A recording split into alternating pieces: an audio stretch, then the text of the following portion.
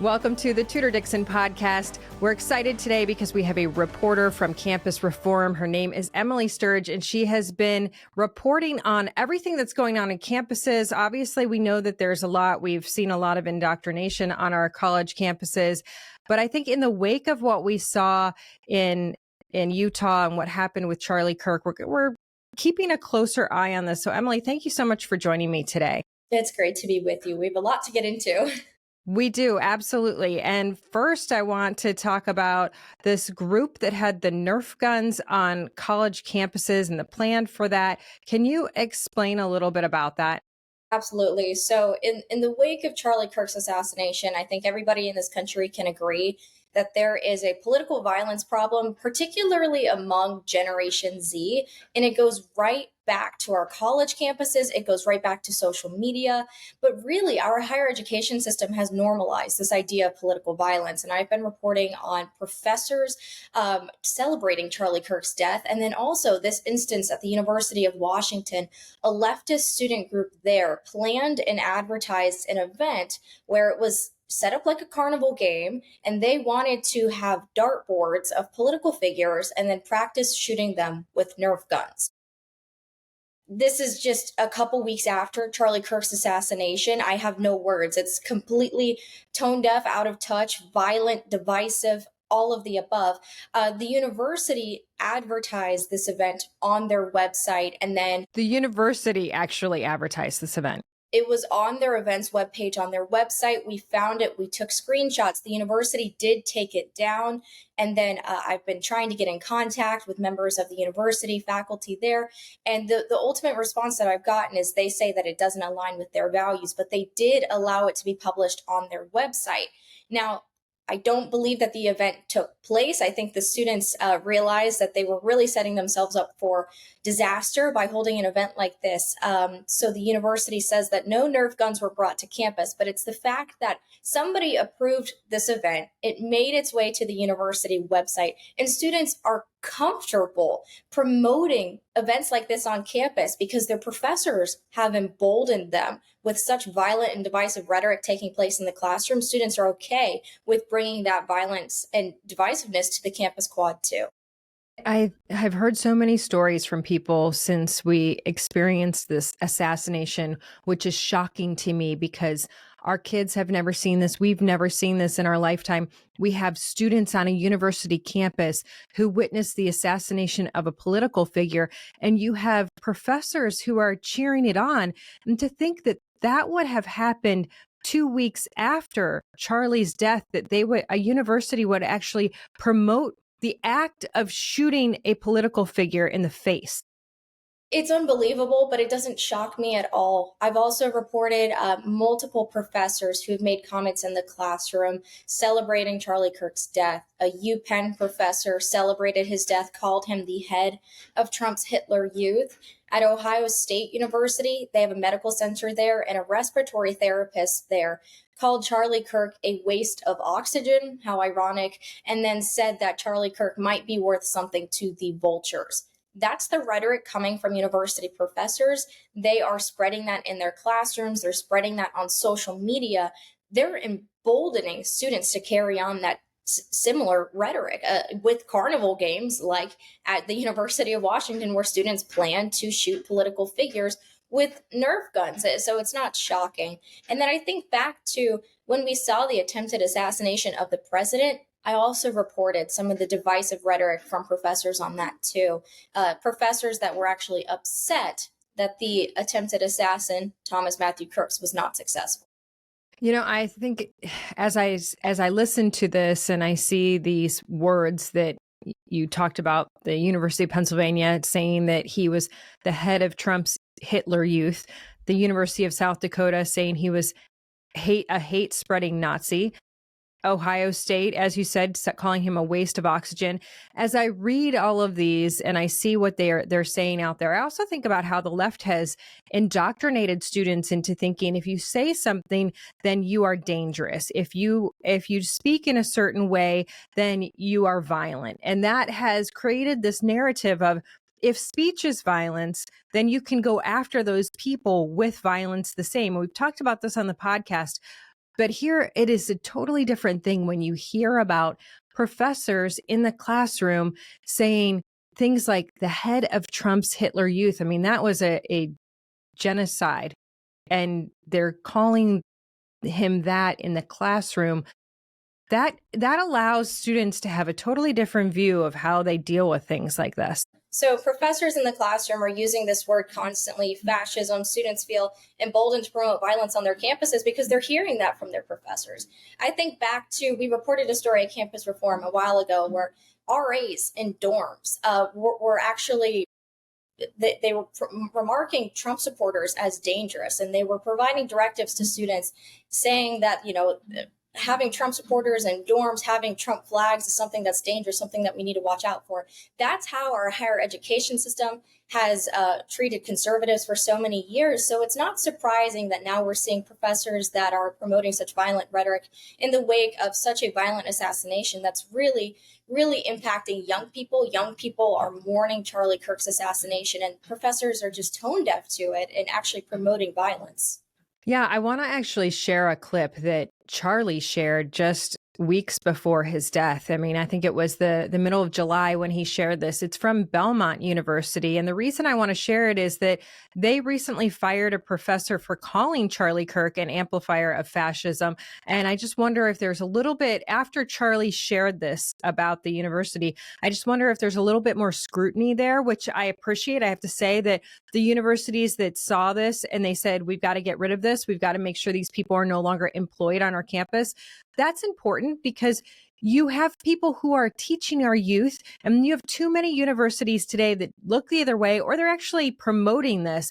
I think Belmont's one of them who has been under the microscope ever since Charlie posted this. It's a little bit long, but I want people to be able to hear what's happening behind the scenes at the university. And just to set this up, this was a group in the university that was promoting DEI and also gets into some depth about what that means for illegal aliens at the university. So here, we'll play it for you.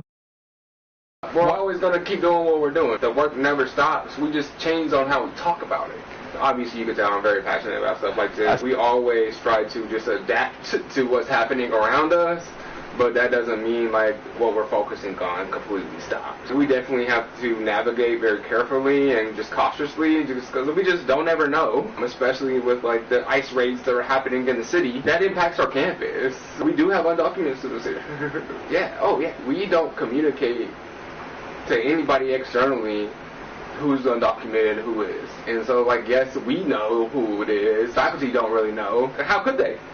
Unless it's indicated in the system somewhere. We have an office just dedicated for, like, international students. We try to create as an inclusive space as possible here at Belmont. No, we're not going to be out in the news doing all these things. This is how we stand, and this is what we stand by. No, we're not going to make any outward statements. However, the work, the initiatives, things that are happening on campus, that's how we show how inclusive we're being. Even with us being a private school, like we do get some heat on it. The hub will be your point of contact to really just understand how the landscape looks at Belmont, but also how can you be involved in those things without like the feds running in here. We're doing the work, we just may not be as loud as other people are about it. It is the way, because if you're navigating in the shadows, like nobody's paying attention to Belmont. Well, after Charlie shared that, a lot of people were paying attention to Belmont. How common is this story that universities are, I mean, he literally says, we don't want the feds running in here. They know they're doing something that is illegal and they're hiding people on the campus. To me, it's shocking. It's stunning. Well, first off, we've seen dozens of these videos. We've been reporting at Campus Reform, these undercover videos where faculty members are completely exposing themselves and they're completely exposing the universities. As we've seen, state and federal laws try to remove DEI from our classrooms, remove DEI programming, remove taxpayer-funded DEI on our campuses. Now we're seeing faculty members like the one in that video instead choose to say that they're still promoting it, but everything's sort of under the table. And I've been reporting what I like to call the great DEI rebrand, where DEI is still very much pervasive in our courses, throughout lectures in the university classroom, throughout even admissions. And universities are just finding a way to cover it up because, of course, they want to protect their state and federal funding. We've seen really positive changes from the Trump administration now saying that universities need to report admissions data. Hopefully that will remove some of the under the table diversity, equity, and inclusion within college admissions. But we still see applications for college admissions where they're asking students questions, and they're posed in a way where they want students to commit an allegiance to leftism, to diversity, equity, and inclusion. So the more we see of these videos exposing what's going on behind the scenes, the more we report on it, bring attention to it, I think we're headed in the right direction. And I give props. People like Charlie Kirk sharing these videos on social media. Of course, Charlie Kirk had a great following. He had young conservatives rallying behind him. So he brought attention to things like this happening on university campuses, brought them to light. And it was so important that people were actually hearing what was truly happening on college campuses. And as you pointed out, he did have a huge platform to be able to share that. And that's why I think it's important for us to continue to talk about these things. And what campus reform is doing is so important, because as we hear that these universities that are funded with our taxpayer dollars are going against federal law, are creating what they're saying are safe spaces for illegal aliens, that's shocking to me. We see Chicago universities, as you see the Trump administration saying, we're thinking of moving into Chicago and trying to keep people safe. They're saying, well, we're not going to allow anybody on our university campuses. We're going to protect the illegal aliens on our university campuses from federal enforcement. They're also saying that they're going to have safe spaces and prioritize illegals over students, over student safety, over American students. I mean, this is shocking stuff when I look back and think about those comments from the faculty that are saying these things about Charlie Kirk. Here is an institution that we know universities historically have said there are two sides to every story. We want you to think critically. Critical thinking is gone right now. This is indoctrination. This is follow us at all costs, even over your own safety. We will prioritize people who are not Americans, and don't you dare think about what that means. Absolutely.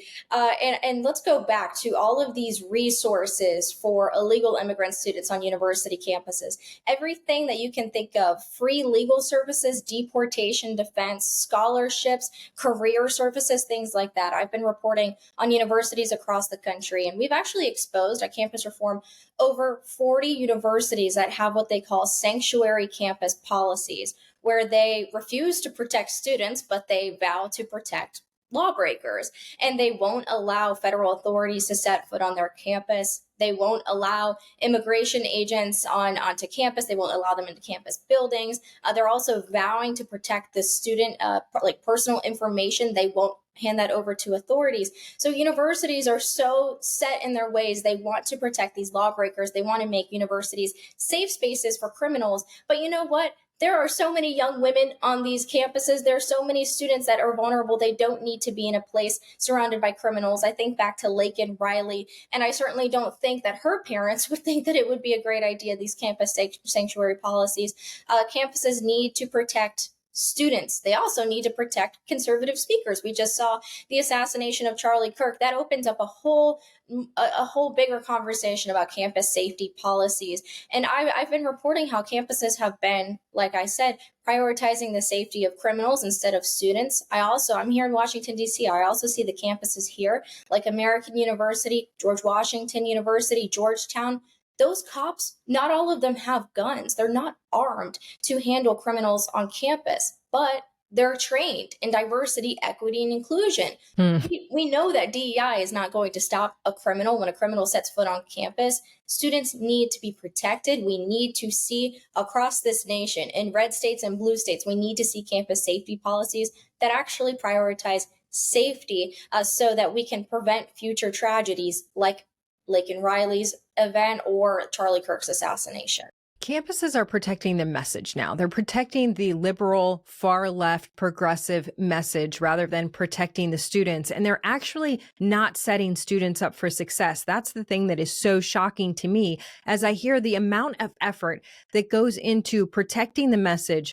Again, you're not teaching kids to think critically on either side of a message, but by not teaching students that there are two sides of an argument, that you may have things in your life that are wrong, that you may have to make corrections in your thought process. It hasn't set Gen Z up to be good workers either. That's something that we're finding out, which I find very interesting because I've experienced this myself with my own Gen Z workers.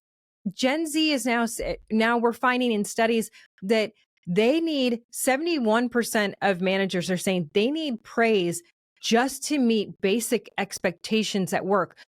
It goes all back to this situation where you don't have critical thinking. You don't have to think about whether or not you've done something well. You have to constantly be told, you're on board with us, and we're so thrilled with anything you do. The Gen Z workplace trends that we're seeing are directly being taken from university campuses into corporate America. And we've reported 77% of Gen Z workers say that they've brought a parent to a job interview. What? Yes. That's crazy to me. It's crazy, but students feel emboldened to show this behavior once they become adults in the workforce because they've been infantilized on their college campuses. And we've also reported no one should get hired if they bring their parent. I mean, this has to end. That should be the kick in the butt these kids need. You bring your parents, you're done. You're never getting a job. Who would bring their parents to a job interview? I mean, I'm just stunned right now because I think I would be so humiliated to have my mom or dad go with me to a job. What happened? there is a silver lining. It's not all of us. Many of us are trying to defy those stereotypes. It's very concerning. I'm not sure if those students are actually getting hired if they bring a parent to a job interview. What are these parents? I'm sorry, I cannot get past this. Like, if my kid said, come with me to my job interview, I would look at them and go, are you out of your mind? I would never hire you if I came with you. Why would the parents go? It's a great point. I'm not a parent, so I can't speak on that. But yes, this is a parenting problem. This is a Gen Z problem. It also is an education problem. When Gen Z is on their college campuses, they're faced with these self-care activities that infantilize them. I reported that when Kamala Harris lost the election in November, Georgetown University gave students milk and cookies and Legos, crayons. So stupid. During exam week in the spring, Indiana University gave students Care Bears to cope with exam season. And so when students are faced with hard things on university campuses, they get milk and cookies and Legos and Care Bears. And so when they graduate into the workforce, it's not shocking to see that they're showing behaviors like bringing a parent to a job interview. But I think it's time for a wake-up call. Gen Z needs to realize that we have a legitimate problem amongst our generation. I think that this is a perfect time to course correct, to make this a turning point and see that, look, there's also a massive hiring crisis happening among my generation. Just 12% of Gen Zers graduate college with a job secured. That's a very small percentage of my generation. And so Gen Z can't get jobs. They're blaming it on the workforce, but really, I think it might go back to a behavioral problem and a lack of professionalism, a lack of preparedness in job interviews, and maybe bringing a parent isn't the best idea. I mean, are they bringing a blanket and a bottle to the job interview too? A Care Bear, you've got to have milk and cookies. I am totally stunned because it's just stunning to me the difference. I feel like I didn't go to school that long ago, but I guess I did. That would never have happened.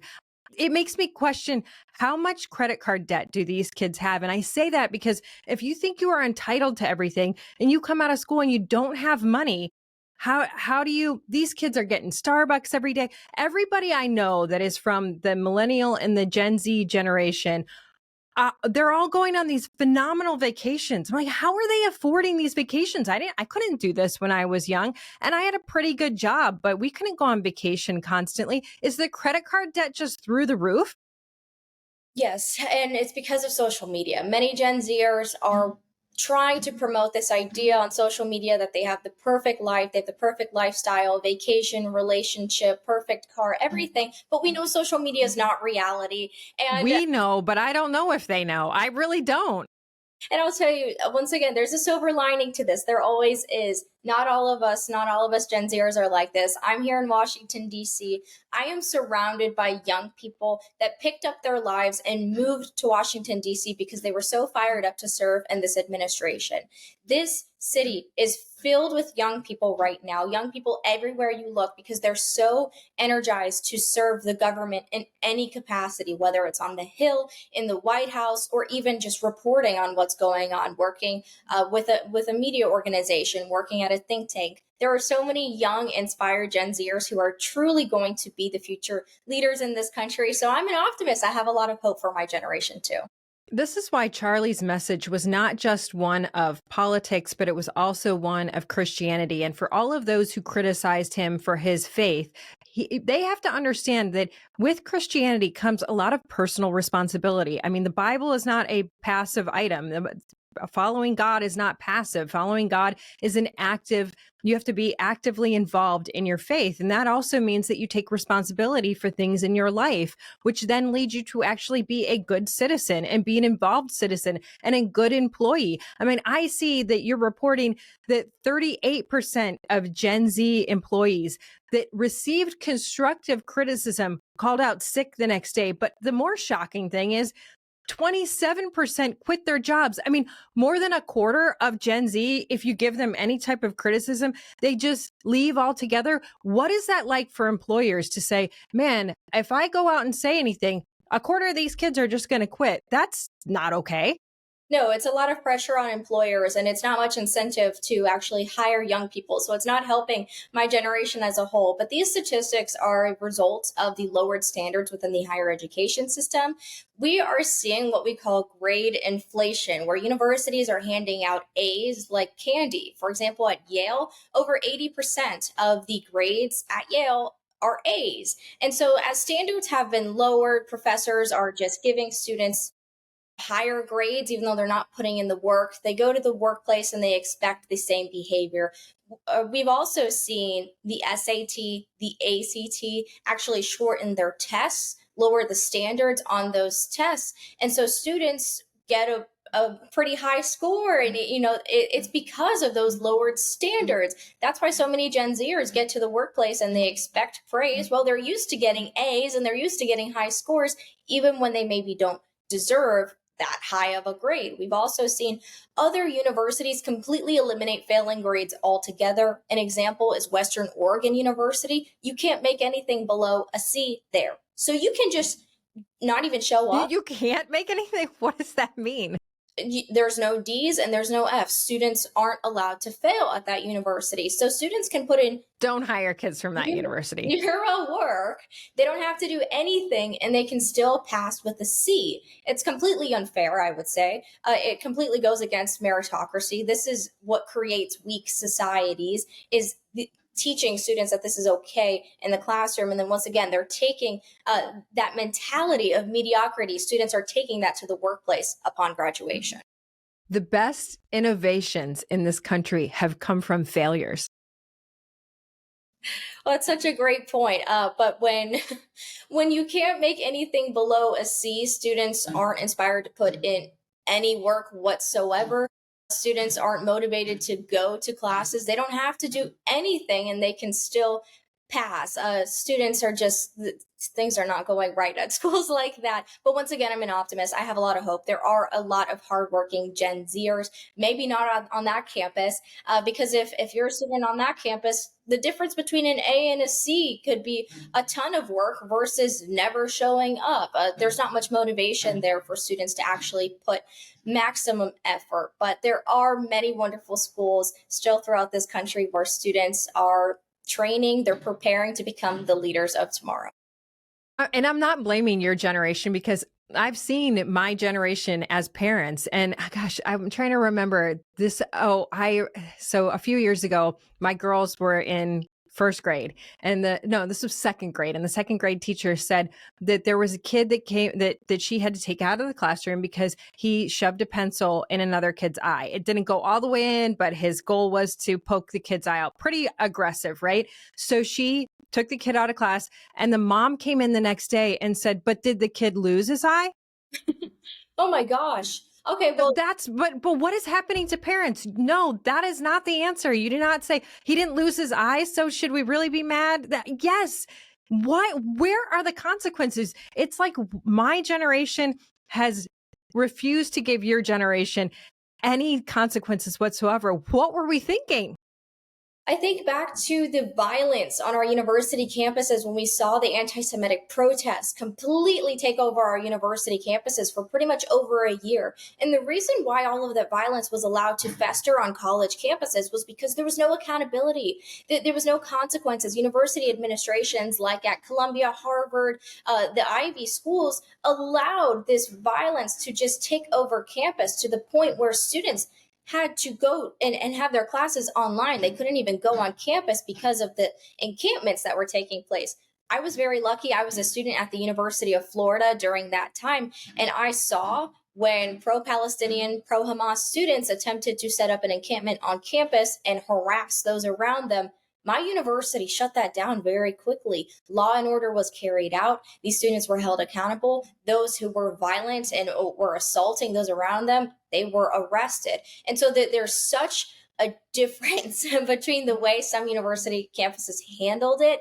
Some campuses, like the Ivy Leagues, allowed that behavior to run wild, zero consequences. Whereas in a red state, I was in a blue city in a red state at the University of Florida, but my school upheld law and order. We saw consequences take place. And guess what? We only had protests for just a few days. It was cleaned up. It was done. Students didn't feel emboldened to go out there and show that violent behavior because they knew there were consequences. So that was just a few days in Florida versus places like Columbia. Those protests, those riots went on for years. Well, we're learning some very good points from you, I think, as we go through all of these things. And I know a lot of the people that are listening are my generation. So for all of us, we need, whatever we're doing with our kids, we need to really focus on personal responsibility. But I think also it's important for us to talk to universities. I mean, as we go and we search for universities for our children, it's important to me that I know that they are going to have an openness of discussion to make sure that there is critical thinking. People of both sides get an opinion, because that's how you realize, okay, well, maybe they're not a horrible person. Because we've created this society where if you don't agree with me, I cannot be around you. You are absolutely horrible. But it's just not that is just not how we really are as human beings. And if you go to church every Sunday, you have a lot of good lessons about how to hold your kids accountable and what the Bible says about holding your children accountable. And it's important as parents that we remember that. But I think also university professors, if they had some of that in their lives, they would be able to understand that there is a value in seeing both sides of an argument. And that's shocking to me that we would even have to say that about university professors, because it's almost every course outside of math that you would say there are two sides of this argument. How could you not be willing to engage in that way? Well, that's exactly why Charlie Kirk resonated with so many young people. It's because free speech was dead in our university classrooms. Any discussion or debate is labeled politically incorrect or offensive by our university professors. Students who talk about their religious or their political views, many of them are harassed or intimidated by their peers, whether it's verbal abuse in the classroom, receiving failing grades from professors. So students aren't encouraged to discuss and debate ideas in the classroom. And when students naturally have a lot of questions, we couldn't ask our university professors. So students would go stand in a line when Charlie Kirk came to their campus just to get to ask him a 15-second question. When free speech was dead in our classrooms, Charlie Kirk brought it right to the middle of campus, brought it to the campus quad. And I like to say that many young people, especially those who had interactions with Charlie Kirk on their campus, they probably learned more from a 30-second interaction with him than they ever did from their university professors, because our classrooms lack that discussion and debate. I'm going to a university campus this weekend to talk to kids, and you've given me so much good information. And really, I'm so thrilled that you are on today, because you are a great example of Gen Z that is coming back and saying, hey, these things are affecting us. And somebody has to say that, because we need to hear it. I want you to know that I'm listening to what you're saying, and I feel more guilty than I do angry about the situation, because I'm going through my head saying, okay, what am I doing with my kids? When am I letting them get off the hook? When am I telling them, people are being unfair to you? It's not about what you did. It's about people being unfair to you, because I think we have to consciously step back as parents and say, when are we too emotionally connected to our kid to be able to step back and say, no, you're in the wrong. You own it. You have to go back and apologize. You have to fix this. But also, how do I get engaged with universities and make sure they are feeling that same way? Because ultimately, our universities get a lot of federal funding, but we as parents are the ones paying, or the student is paying. But ultimately, that money is coming from our family, and therefore we should have input into what the universities are doing. And without talking to you, we wouldn't have known that. So, Emily Sturge, thank you for what you do at Campus Reform, and thank you for coming on the podcast today. Thank you so much for having me. Absolutely. And thank you all for joining us on the Tudor Dixon Podcast. For this episode and others, go to TudorDixonPodcast.com, the iHeartRadio app, Apple Podcasts, or wherever you get your podcasts. And you can always watch us on YouTube or Rumble at Tudor Dixon. And make sure you join us next time. Have a blessed day.